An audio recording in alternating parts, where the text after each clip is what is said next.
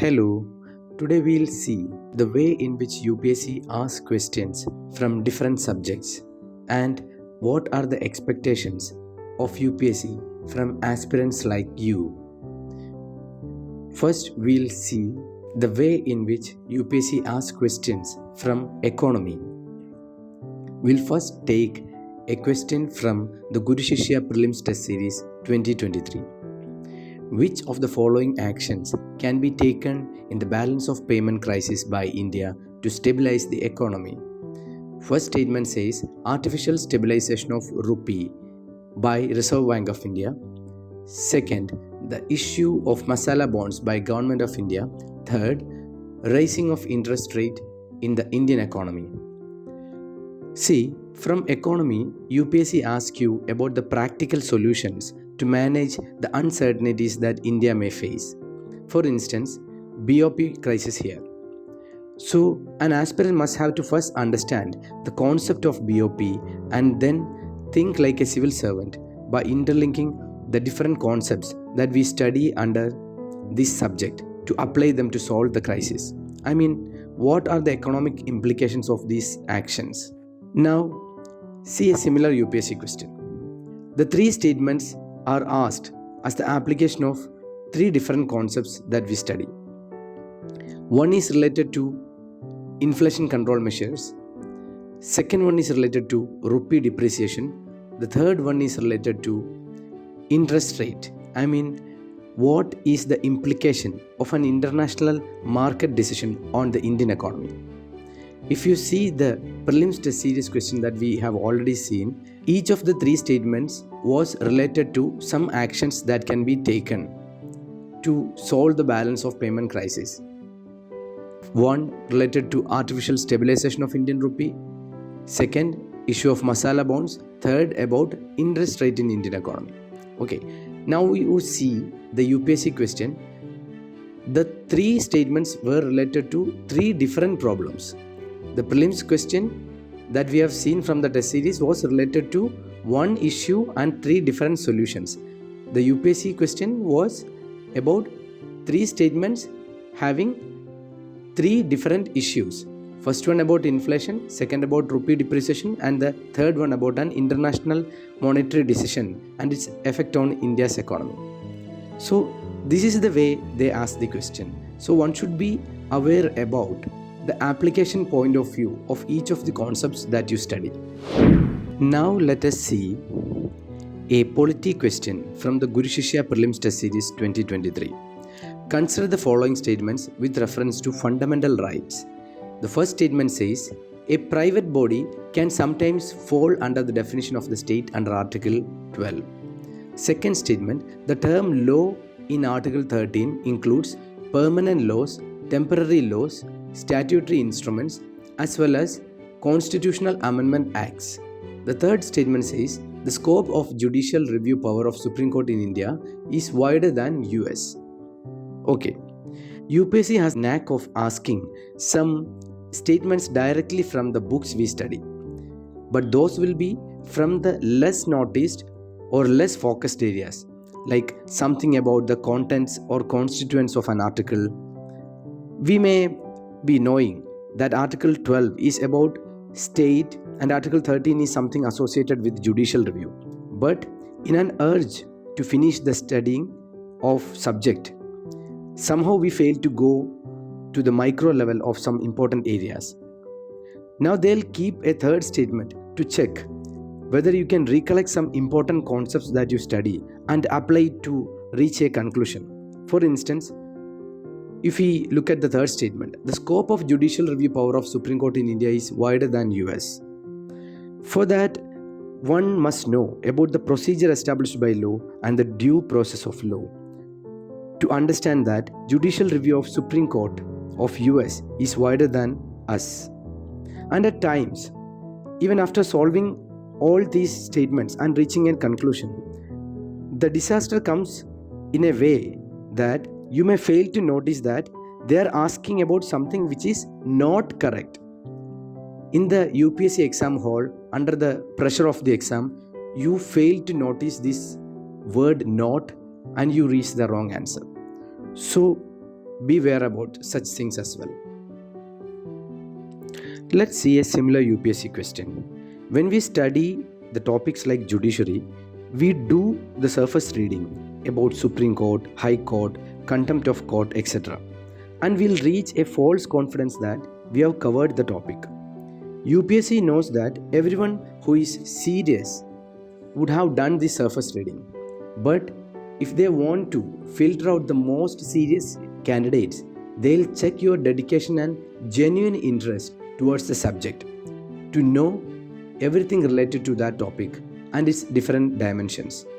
The first statement says, pursuant to the report of H.N. Sanyal Committee, Contempt of Court Act was passed in 1971. Second statement, the Constitution of India empowers Supreme Court and High Court to punish for contempt of themselves. Third statement, the Constitution of India defines civil contempt and criminal conduct. In India, Parliament is vested with the powers to make laws of contempt of court.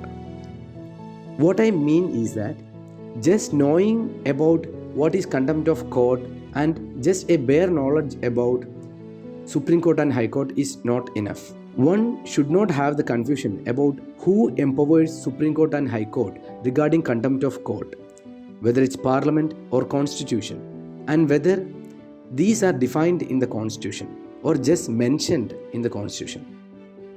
Knowledge about these nuances differentiates a topper and an average aspirant.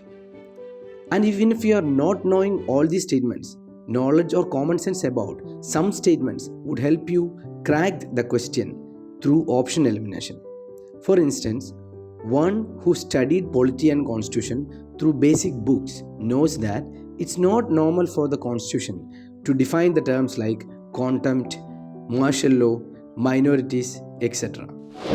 Now we'll see another important question from polity, which was asked in Guru Shishya Prelims Test Series 2023.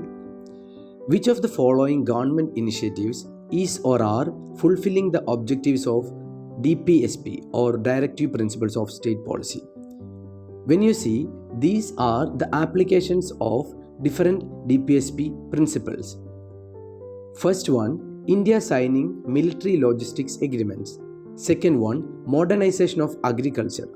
Third one, India's participation in climate change talks. Fourth one, establishment of Khadi and Village Industries Board. If you are remembering, we know that we have the DPSP classified into social, Gandhian and liberal intellectual principles. For instance, the liberal intellectual principles say about doing agricultural and animal husbandry in modern scientific lines. And you can see such an application in statement 2. And you always go for option elimination.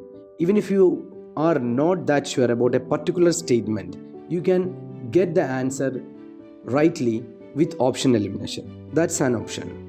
Now let's go for another similar UPSC question, which demands an analytical thinking and a common sense as well.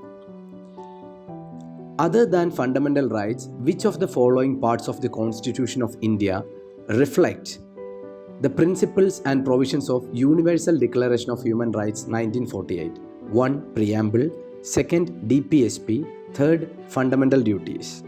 Here, even if one does not know every provisions about these three, just an understanding about the tone of preamble, DPSP and fundamental duties would help in finding the answer. You can just compare the tone of these three with the tone of the word Universal Declaration of Human Rights. Then you can easily reach the answer. Now it's time to see some history questions. History is normally less conceptual and more factual. One needs to slowly develop a genuine interest towards the subject to keep these facts thorough in mind. The question which was asked in Guru Shishya Prelims Test Series 2023 is, with reference to scholars or literatures of ancient India, consider the following pairs. They are asking about Mritchagadiga, Ritu Samhara, Devi Chandraguptam, Panchatantra, and asking you to mark with the respective authors of these literary works. You need to know how many pairs of these are correct. If one has a curiosity to know the context of these literary works, it's really simple to remember who is the author and under which king's patronage this work is written. Similar is the tone of the following two UPSC questions. When you see, the first question says, with reference to Indian history, consider the following pairs. They are asking about Aryadeva, Dinanga and Nathamuni, who are some important historical persons, and they are asking you about their religious traditions. Now let's see another similar sounding question. In India, Bhavabhuti, Hastimalla and Kshemeshwara were famous dash. In this question, they are asking about these words. They are not telling that these are the names of a few persons, but they are telling us some words and are asking us to mark with the following whom they are associated with, or the following what they are associated with. First one, Jain monks. Second one, playwrights. Third one, temple architects. Fourth one, philosophers. But even if the aspirant are not sure about these words, the veterans take clue from the words like Bhava, Hasti, etc. and relate it to playwrights. These may not be scientific logics, but practical logics, which usually works for UPSC prelims. Now, we should not ignore geography, which is a very important these days for UPSC prelims exam.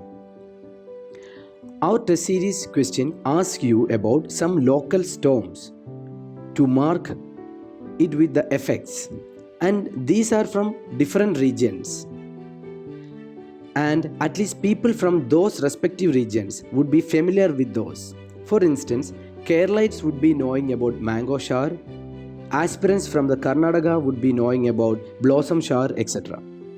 My point is that you must be able to correlate all the facts that you know, even from outside the book, all your common sense understandings. You should bring all these together to solve the questions. If you see a similar UPSC question, it's about tea producing states. An average aspirant who reads about these things in the newspaper and has a basic understanding about the climate requirements of tea and the basic climatic conditions of these states would be in a position to easily solve this question. So, this is the way UPSC asks you the questions, and these are the demands or expectations from an aspirant. So, take care of all this information, put your 100% effort as well as genuine interest in learning so that it makes you clear the exam without pain and will transform you as a better citizen. So, happy learning, and we'll see you in another video. Bye.